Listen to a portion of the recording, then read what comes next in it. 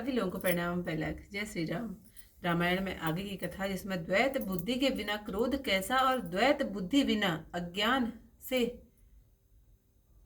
हो सकती है। माया के वश रहने वाला परिच्छिन्न जड़ जीव क्या ईश्वर के समान हो सकता है? जो आप सबका हितकारी है उसे क्या कभी दुख हो सकता है? जिसके पास पारस मणि है उसके पास क्या दरिद्रता रह सकती है?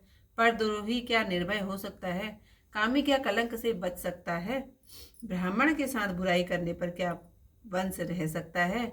स्वरूप की पहचान होने पर क्या कर्म हो सकते हैं?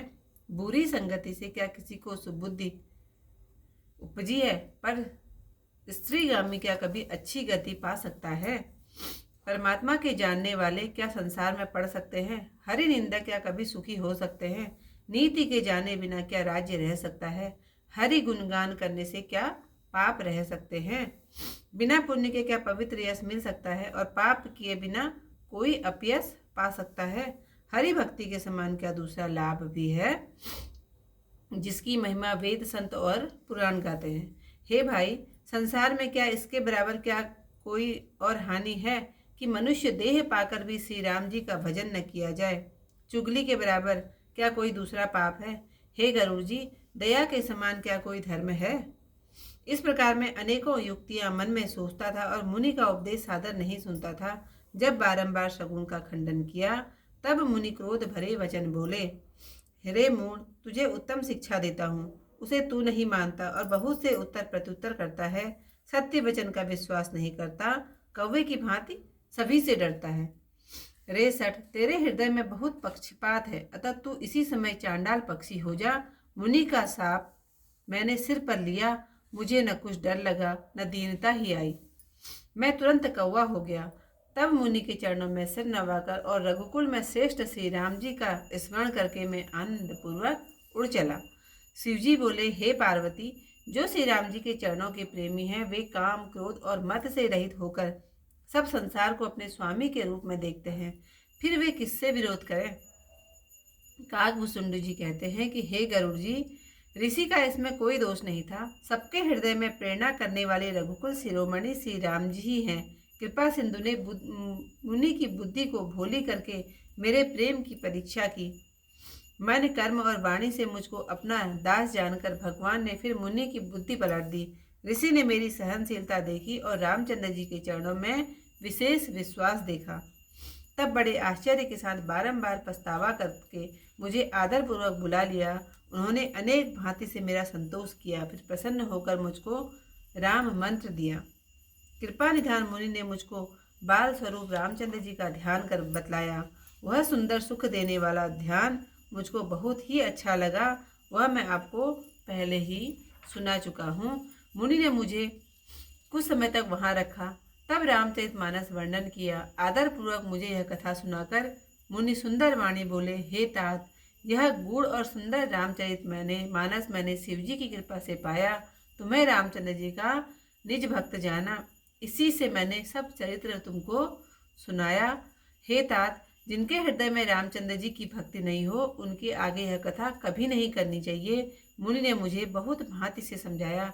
तब मैंने प्रेम के साथ मुनि के चरणों में सिर नवाया।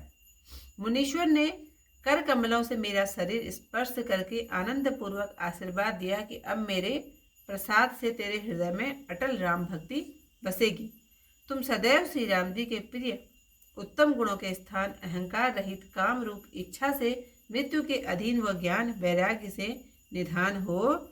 फिर तुम जिस आश्रम में श्री राम जी का स्मरण करते हुए बसोगे, वहाँ यह योजन तक अविद्या माया नहीं व्यापेगी। 1 योजन तक मतलब कि 100 युग तक। आज की जो कथा यहीं पर समाप्त। कबहू की दुख सब कर हित ताके, ते ही के दरिद्र परस मन जाके। परद्रोही की होई निशंका, कामी मुनि की रहे अकलंका। वंश की रह द्विज अनहित कीन्हे, कर्म की होई स्वरूप ही की चीन्हे। काहु सुमति की खग जग जामी, शुभ गति पाव की परत्रियगामी। भव की परहि परमात्मा विंदक, सुख की होई कबहू हरि निंदक। राजू की रहि नीति बिनु जाने, अग की रहि हरि चरित बखाने। पावन जस की पुण्य बिनु होई, बिनु अग अजज की पावै कोई। लाभ के किचु हरि भगति समाना, जेहि गावहि सुति संत पुराना। हानि की जग एहि सम किछु भाई, भाजी न राम ही नर तनु पाई। अब अग किपि सुनता सम कछु आना, धर्म की दया सरिस हरि जाना।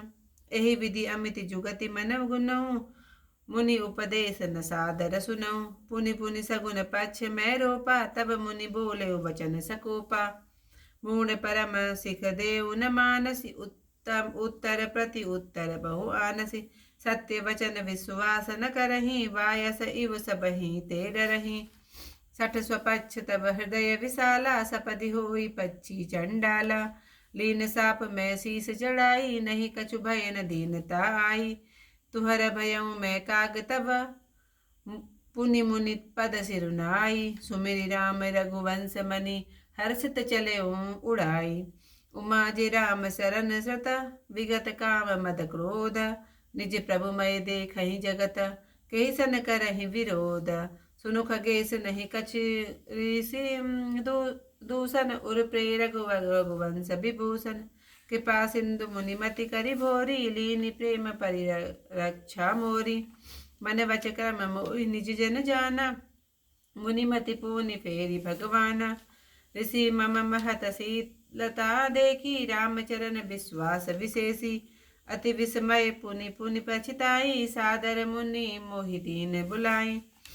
मम परितोष विविध विध कीन्हा, हर्षित राम मंत तब दीन्हा।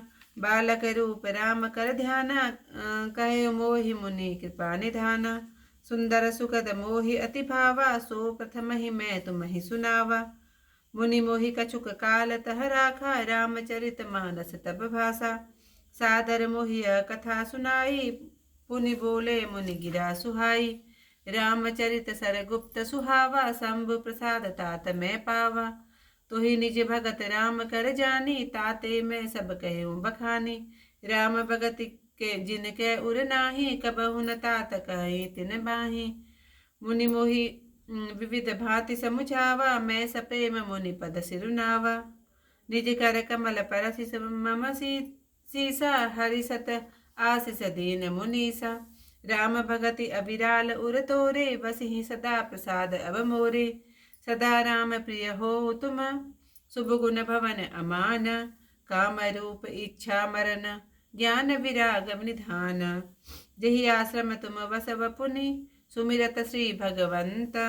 व्यापहि तहन अविद्या, जो जन एक प्रजंत। सियावर रामचंद्र पद जय, शरणम शंकर हरि ओम जय जय सिया राम। मंगल भवन अमंगल हारी, उमा सहित जहि जपत मुरारी। इतिहास की कथा यहीं पर समाप्त। कल को इससे आगे कथा करते मिलते हैं आप लोगों से। सभी लोगों को प्रणाम। जय श्री राम।